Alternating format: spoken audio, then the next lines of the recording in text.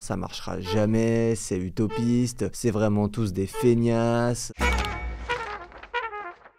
Chez Welcome, ça fait un moment qu'on est passé à la semaine de 4 jours. Et globalement, les gens sont plus heureux. Enfin, je crois. En vrai, moi ça m'a changé la vie. Ouais, une journée en plus à soi par semaine, c'est inestimable. Et vraiment, pour le coup, je pèse mes mots. Donc on s'est demandé si, à terme, la semaine de 4 jours finirait pas par se démocratiser un peu partout. Genre là, peut-être pas là. Mine de rien, ce serait une petite révolution dans l'histoire de la réduction du temps de travail, même si ce serait loin d'être la plus impressionnante. On dit souvent que l'abaissement du temps de travail dans le monde a commencé avec l'industrialisation au 19e siècle. En gros, avec l'arrivée de nouvelles machines et de nouvelles organisations de travail, l'artisanat laisse place à la production de masse, ce qui permet de travailler plus vite et donc de produire plus. Très vite, les ouvriers se disent qu'il y a peut-être un coup à jouer pour bosser moins. En 1848, c'est la Révolution. Encore. Les républicains prennent le pouvoir et promulguent toute une série de lois, dont une qui fixe la durée de travail journalier à 10 heures. Enfin, 10 heures à Paris et 11 heures en province. Parce que les provinciaux n'ont pas été sages, j'imagine. Bon, ça dure pas très longtemps, vu que quelques mois plus tard, on passe finalement à 12 heures par jour maximum, pour toute la France. Aujourd'hui, ça nous paraît énorme, mais pour l'époque, c'est déjà un immense progrès, parce qu'avant ça, il n'y avait pas vraiment de maximum légal. Pour en savoir plus, on s'est entretenu avec François Jarige, un historien spécialisé sur l'étude des mondes du travail.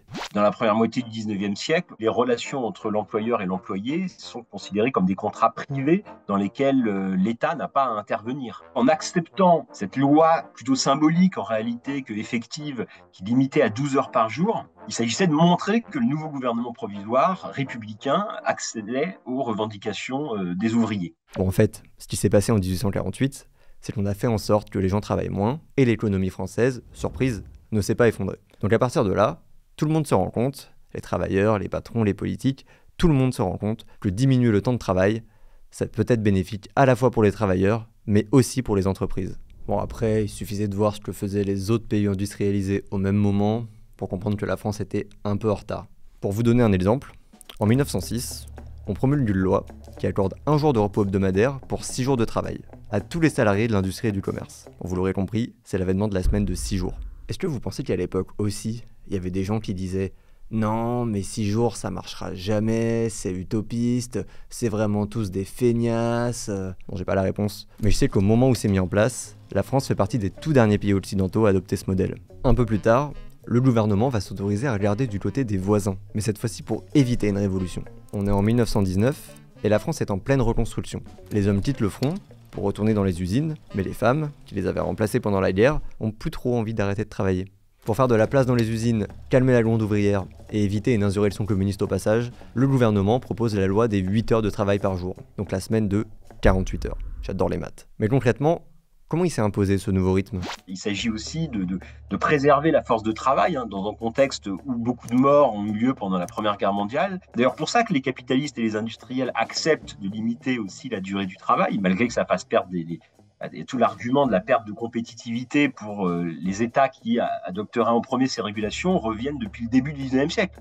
Dès les années 1840, les patrons disaient qu'il ne fallait pas limiter la durée du travail des enfants parce que ça allait faire perdre de la compétitivité par rapport aux voisins allemands et anglais. Et c'est aussi comme ça qu'est née l'expression des 3-8. 8 heures de travail, 8 heures de plaisir et 8 heures de sommeil. 3 x 8, ça fait 24. Il faut ensuite attendre la veille de la Seconde Guerre mondiale pour que l'un des plus importants mouvements ouvriers du XXe siècle vienne conquérir le droit à des congés payés et à la semaine de 40 heures de travail. On est en 1936, et après des grèves presque jamais vues en France, le gouvernement du Front Populaire signe les accords de Matignon, qui visent à améliorer les conditions de travail.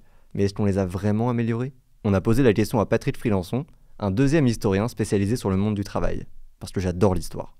Il y a eu des dévaluations, il y a eu une hausse des prix, et il y a eu aussi des discussions sur le réarmement. Est-ce qu'il fallait accepter ou non de moduler la baisse du temps de travail dans les secteurs travaillant pour le réarmement face à Hitler et à Mussolini? Mais un point qui a frappé tous les esprits, ça a été l'intensité des congés payés. L'arrivée des salariés principalement à la mer, a fait entrer la civilisation des loisirs sur le front du temps de travail. Sans transition, on est en 98. Ouais, je sais, ça va vite, presque autant qu'une victoire en Coupe du Monde, mais chez Welcome, on travaille que 4 jours par semaine, il faut être synthétique. Donc en 98, la France voit apparaître une nouvelle semaine de travail. Les 35 heures. Les 35 heures. Les 35 heures. Les 35 heures. Les 35 heures. Une victoire historique pour les socialistes, qui cherchait à franchir ce seuil depuis l'élection de Mitterrand en 81. Réduire la semaine de travail à 35 heures. Je voudrais rappeler aux socialistes qui sont ici que c'est toute la bataille menée depuis le 19e siècle qui se trouve ainsi résumée. La bataille pour le temps de vivre. Mais la réforme est loin de faire l'unanimité, encore aujourd'hui.